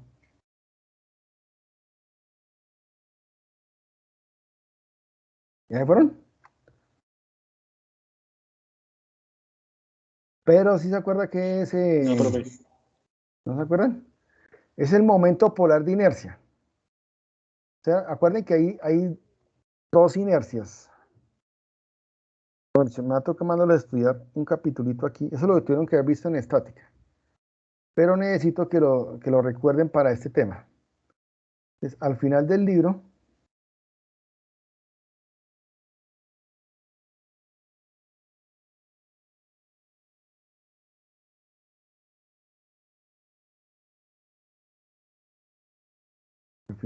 más o menos como por aquí, mira, aquí está, va un repaso de inercias. Entonces, aquí está, es el momento polar de inercia. El momento polar de inercia es la integral de ρ cuadrado de A. Pero para entender el momento polar de inercia toca entender qué es la inercia. Aquí atrásito están las inercias. Aquí está la inercia. Teorema de ejes paralelos. Ya usted en el repaso de la primera clase no les hablé de las inercias. Que les dije que la inercia de un rectángulo era ¿cuánto? No, no, señor. Fue los de análisis que me tocó repasar eso también. Toca plantear qué es lo que están aprendiendo en estática, porque debe ser claro. Entonces, la inercia con respecto a x se define como la integral de y cuadrado de a. ¿Cierto? Entonces, y cuadrado de a.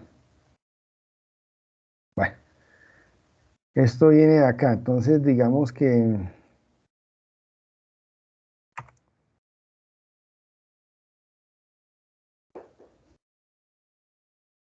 si ustedes tienen un área cualquiera, vamos a pintar un área, una nubecita de estas. Eso es un área. Es algo irregular, pero es un área en el plano XY. Entonces, si esto es X, esto no me gusta. Entonces, esto es X. Y aquí esto es Y. Escogen un elemento diferencial de A dentro de esa área que estamos haciendo. Escogen un elemento diferencial de A. Hijo, madre. Así de pequeñito y lo meten allá. Este es un elemento diferencial de A.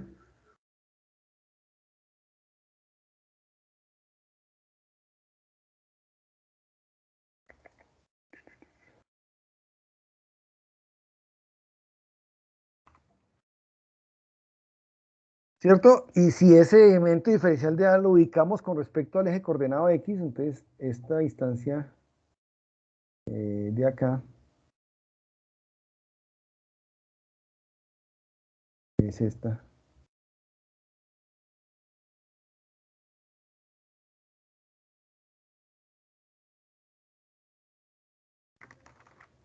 Punto B. Esta distancia de acá se llama la distancia Y. Esa área con respecto a X está una distancia Y. Y con respecto a X también está una distancia X. Entonces, matemáticamente,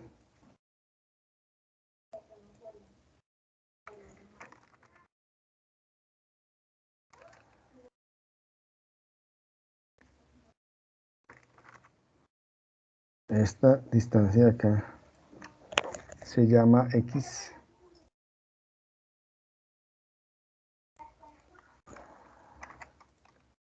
Entonces, se define que la integral, la inercia de esta sección cualquiera, de cualquier forma, con respecto al eje X se llama integral del brazo al cuadrado por dA. Y la inercia con respecto al eje Y es la distancia el brazo que hay de esta área con respecto al eje Y, o sea, X cuadrado de A. Entonces, esos dos conceptos es el momento de inercia, o más conocido como momento de área, de segundo, ¿qué? Llamado segundo momento de área. Entonces, la inercia, pues, los matemáticos la conocen como momento de área de segundo orden, ¿cierto? Porque los de primer orden son estos de aquí arribita, los Q. y los Q nos sirven para hallar los centroides. Eso lo tuvieron que haber visto en el año pasado, ¿no? Mírenlos. ¿Sí vieron cómo calculan el centroide de una sección? Y sean sinceros.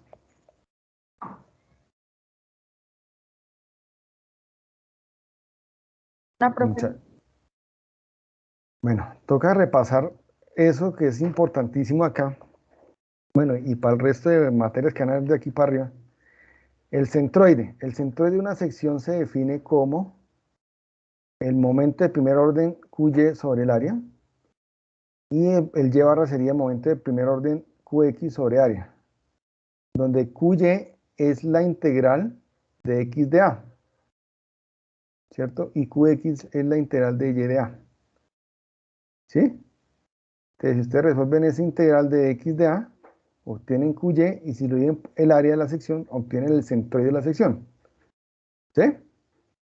Entonces, este QX y este QY son los momentos de área de primer orden. Los de segundo orden son los que estamos viendo aquí, que son las inercias. ¿Sí? Entonces los de segundo orden son estos. ¿En qué cambia el QX y el IX? Pues el que el Y en este caso está elevado al cuadrado y en el otro está elevado a la 1. Por esto es de segundo orden y el QX es de primer orden, Y de A, integral de Y. Y aquí el X cuadrado, en este está X cuadrado y en el QY estaría X a la 1. ¿Listo? Entonces, ¿cómo hacemos eso? Entonces, digamos que aquí Timochenko hace un repaso para calcular la inercia de una sección con respecto, si localizamos el centroide de la sección, perdón, si localizamos el eje coordenado XY en el centroide de la sección, pues ahí él calcula la inercia de la sección con respecto al centroide, B por H al cubo sobre 12. ¿De dónde viene eso? Pues él escoge una área diferencial de ancho B por altura de Y. Ese sería el elemento diferencial de A. De A vale el ancho del rectángulo por dy. Entonces de A vale B por dy. Y aquí quedaría Y cuadrado, ¿cierto? Y, ¿quién es? La distancia perpendicular del eje horizontal a la barra horizontal, al elemento diferencial de A. ¿Cierto? Entonces lo que hace él es integrar con respecto a Y, y los límites de la integral Y varía entre menos H medios y H medios.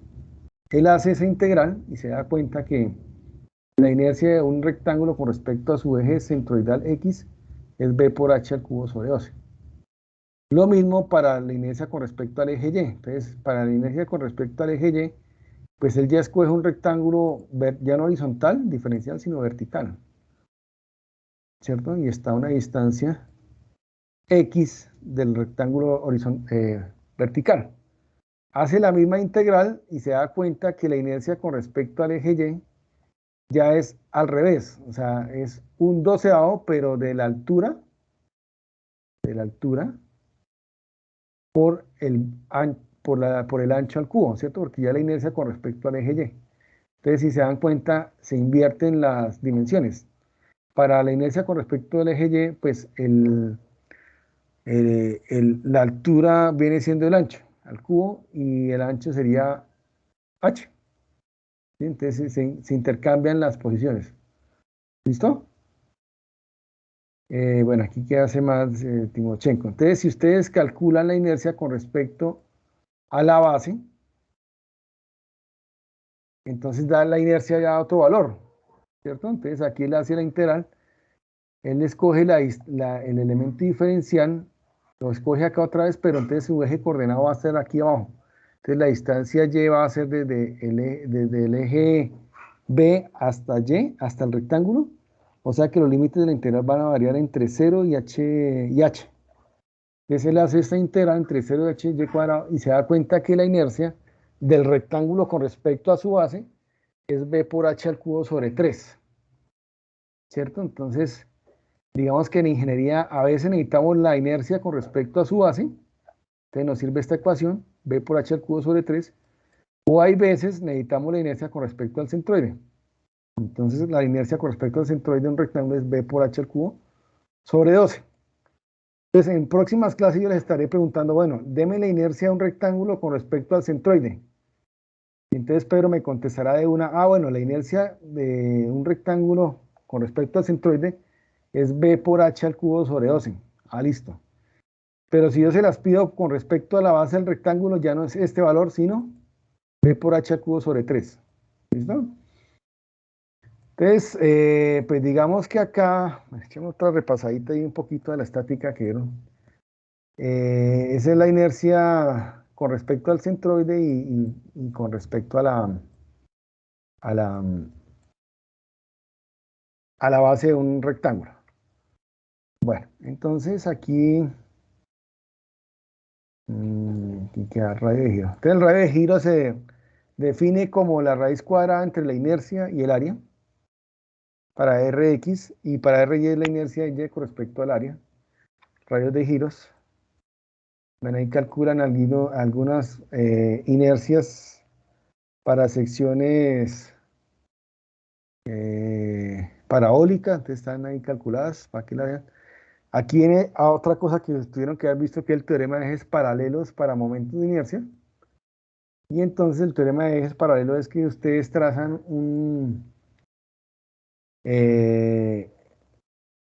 van a calcular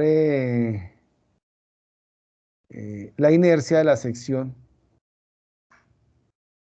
con respecto a un eje paralelo, ¿cierto? Entonces ese eje paralelo está a una distancia, en un punto diferente al centroide de la sección. Entonces, digamos que ese punto está a una distancia d1 y d2, d1 con respecto al eje X y una distancia d2 con respecto al eje Y, ¿cierto?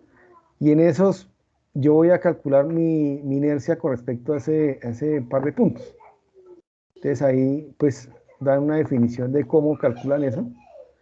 Y entonces eso se reduce a lo siguiente. Eso se reduce que la inercia con respecto al eje X, o al eje que yo quiero, donde yo quiero calcular mi inercia, va a ser igual a la inercia centroidal de la sección más el área de la sección por la distancia al cuadrado.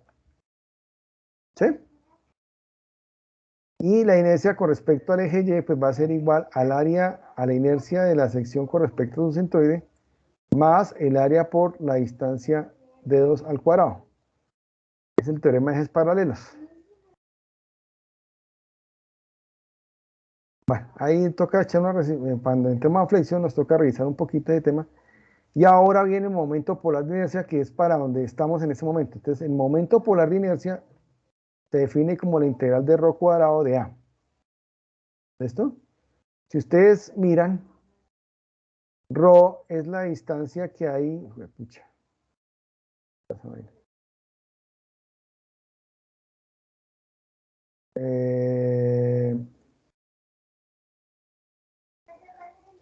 Véase figura C1.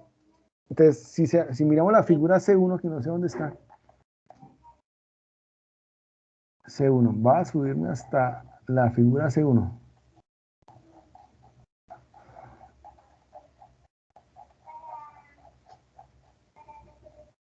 Esta. Va a recortarme esta figura. Entonces, me va a echar para abajo.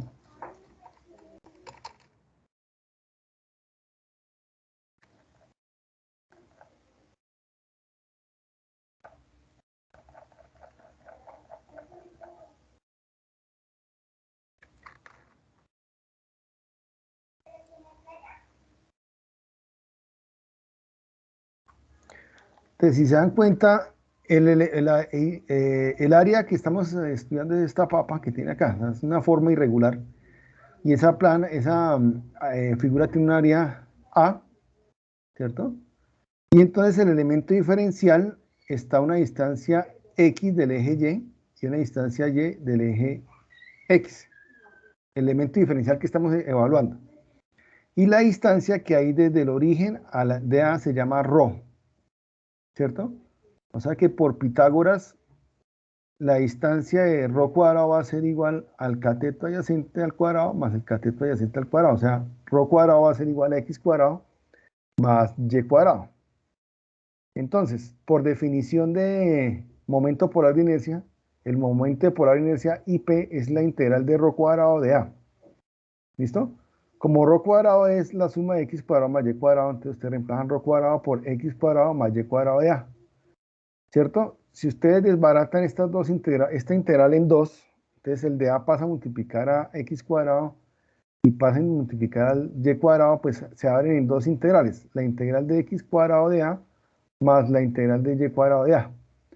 Y entonces ya sabemos que la integral de x cuadrado de A es la inercia con respecto a y la integral de y cuadrado con respecto a dA es la integral de la inercia con respecto a x. Entonces, en resumen, de la estática ya sabemos que el momento polar de inercia es la suma de la inercia en x más la suma de la inercia en y de la sección que estemos analizando. ¿Listo?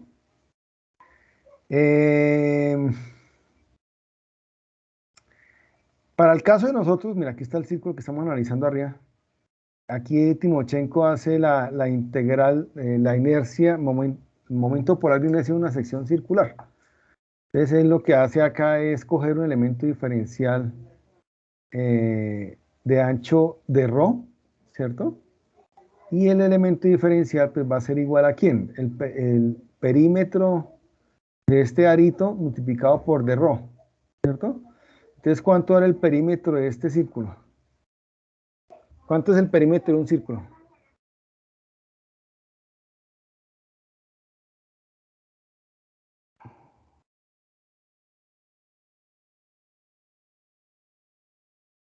¿Se fueron?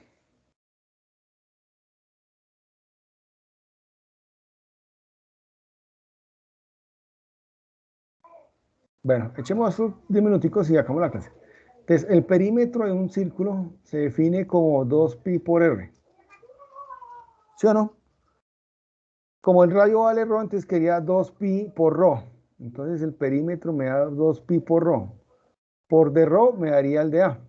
Entonces el de A viene siendo 2pi por ρ por de ρ. ¿Cierto? Pero como afuera hay un ρ cuadrado, entonces quedaría ρ cuadrado por el ρ del elemento diferencial, me quedaría 2pi ρ cuadrado de ρ. Esa integral la tienen que hacer entre 0 y r. Y esa integral nos daría el momento polar de inercia. Entonces, digamos que para un círculo, un radio, ¿qué? Un elemento circular o una varilla circular, el momento polar de inercia es pi r a la 4 sobre 2. Si ustedes reemplazan el radio por el diámetro, pues sería d medios a la 4. D medios a la 4 sería d a la 4 sobre 2 a la 4, que sería 32.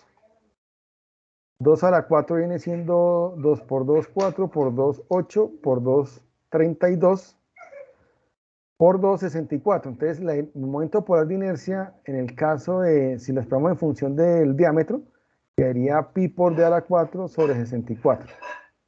¿Listo?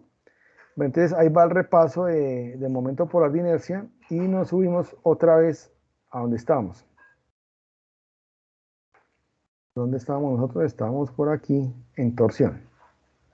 Entonces la tarea es como que le echen una revisadita al apéndice de momentos de inercia y centroides, por si alguna cosa, alguna duda tengan por ahí.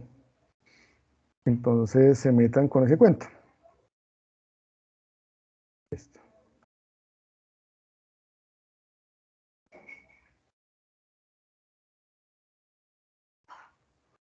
¿Dónde estábamos? ¿Dónde estábamos? ¿Dónde estábamos? ¿Estamos acá? Sí, estamos acá. Entonces, ahí estuvo la desviadita del tema. Y entonces, esta integral de ρ cuadrado de A en una sección circular se llama momento polar de inercia. Entonces, el momento torsor resistente o actuante sobre la sección transversal va a ser igual a ¿quién? A G por teta por la integral de ρ cuadrado de A, que se llama el momento polar de inercia, IP. ¿Listo? O sea que, bueno, donde IP es la integral de ρ cuadrado de A. ¿Listo? Entonces, acá hablamos de que el momento polar de inercia de una sección circular con radio R es pi r a la 4 sobre 2. que acabamos de hablar. ¿Sí? Si R lo reemplazamos por D medios al cuadrado, el momento polar de inercia sería pi d cuadrado sobre 32, pero aquí acabamos de hablar que es 64. Aquí me parece que hay un error pequeño, porque aquí sería pi por d a la 4 sobre 64, ¿no? Bueno. Entonces el tema aquí es que teta es igual a ¿quién? Si ustedes despejan aquí teta, entonces G y P pasan a dividir al torsor. Entonces G teta, que es el momento torsor por unidad de longitud, va a ser igual al torsor, o al momento torsor digo G por IP. ¿Listo? Y como teta es igual a phi sobre L, ¿cierto? Mira, aquí dice teta es igual a phi sobre L. Entonces, si yo introduzco aquí teta por phi, igual a phi sobre L, el L que está dividiendo pasa a multiplicar. Entonces, que el ángulo de torsión phi va a ser igual a T por L sobre G y P. ¿Listo? Y entonces, aquí vienen los dos conceptos que veíamos en axial. Si ustedes aquí apartan T, el T lo ponen aquí a la derecha, entonces cogen L sobre G y P. Entonces, L sobre G y P se llama la flexibilidad torsional y el inverso de la flexibilidad es la rigidez torsional. ¿Listo? Entonces, esto es muy parecido a lo que vimos en axial. Entonces, si ustedes recuerdan en axial,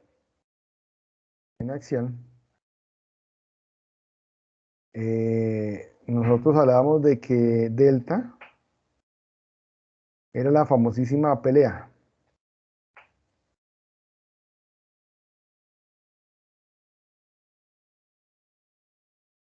¿Sí o no? Si ustedes cogen aquí y le someten una fuerza axial a esta panelita, pues él se me va a alargar delta. Ese delta va a ser función de la fuerza P que le apliquemos a la viga, a la longitud de la viga, a la rigidez del módulo del material y al área de la sección transversal. Ahora aquí está apareciendo algo muy parecido, mire. Entonces aquí aparece phi. Entonces phi me está diciendo que es igual. En lugar de P está el momento torsor.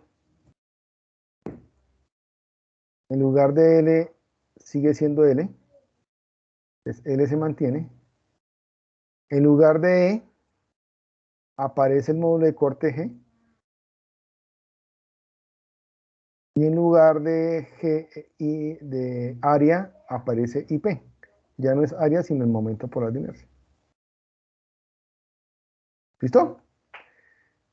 Entonces, si ustedes despejan P en función de delta, aquí quedaría P igual a E por A sobre L multiplicado por delta. Y aquí lo que hago es despejar el momento torsor. Torsor es igual a G por IP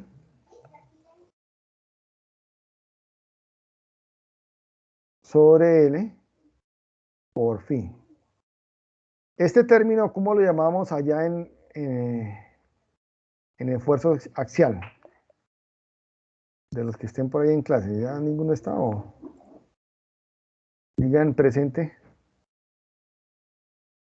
¿Qué dice Rojas?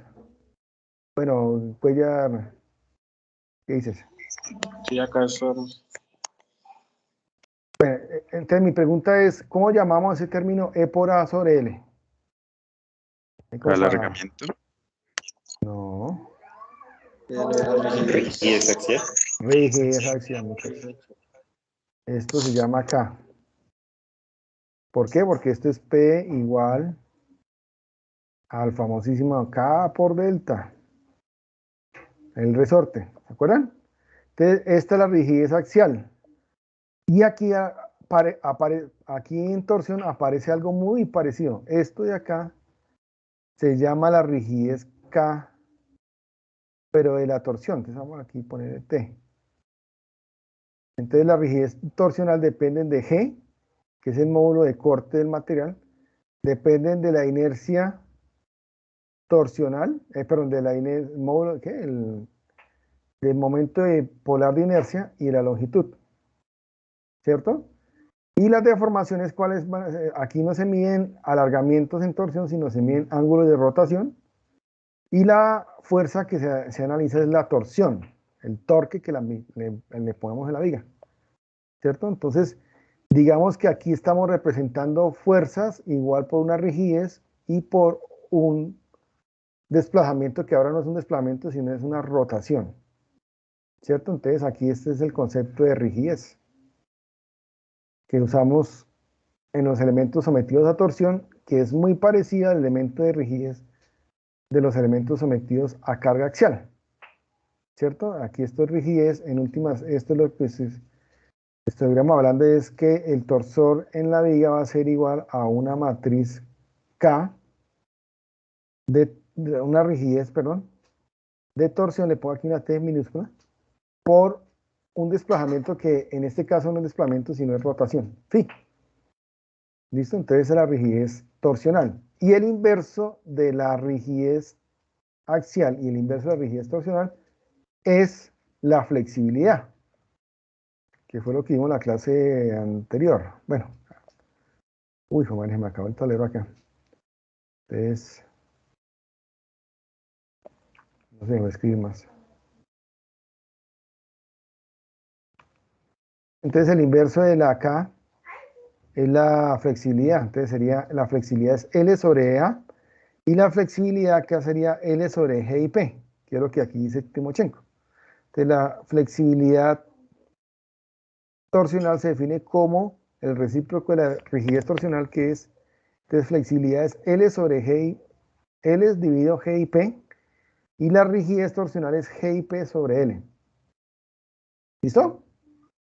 Entonces aquí él dice que es lo homólogo o lo parecido, muy parecido a lo que habíamos, los análogos, que veíamos en rigidez axial, que es E por A sobre L, y la flexibilidad, que es L sobre E por A. ¿Listo? Bueno, entonces, bueno, esfuerzo cortante máximo. Entonces el esfuerzo cortante máximo